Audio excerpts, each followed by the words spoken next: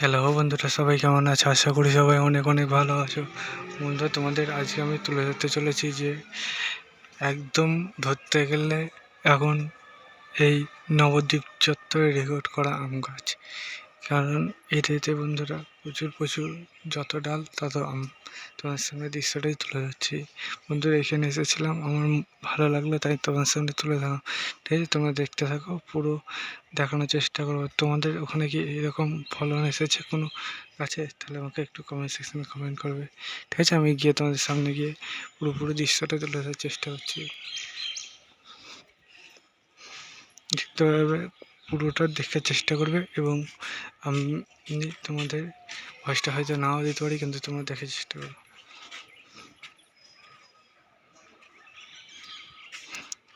দেখতে থাকো এবং পরবর্তীতে সেটা তোমাদের আমি জানিয়ে দেবো যে কীভাবে এটি আসলো, এর পাশাপাশি তোমাদের কীভাবে কী হলো। ঠিক আছে, এবং তোমাদের এই যে আপডেটটি আসলো, ঠিক আছে, আপডেটটি আমি এসেছিলাম একটুখানি দূরে। এই জায়গাটি কোথায় সেটা বলছি। দেখতে পাচ্ছ যতটা পাচ্ছি শেয়ার করছে, কারণ বন্ধুরা কী বলবো, লোকের বাড়ির জন্য এসে এভাবে ভিডিও করা উচিত নয়, কিন্তু আমার ভালো লাগলো তাই তোমার সঙ্গে শেয়ার করলাম।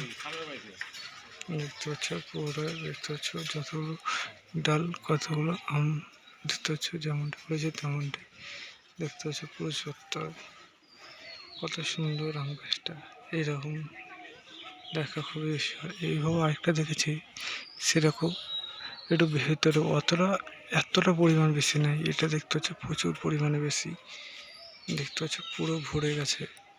বন্ধুরা, তোমাদের ওখানে থাকলে হয়তো অবশ্যই কমেন্ট সেকশনে কোথায় আছে এভাবে, তাহলে সবাইকে সেটা আমি দেখানোর চেষ্টা করবো গিয়ে। ঠিক আছে, চলো এখনকার মতো বাই বাই।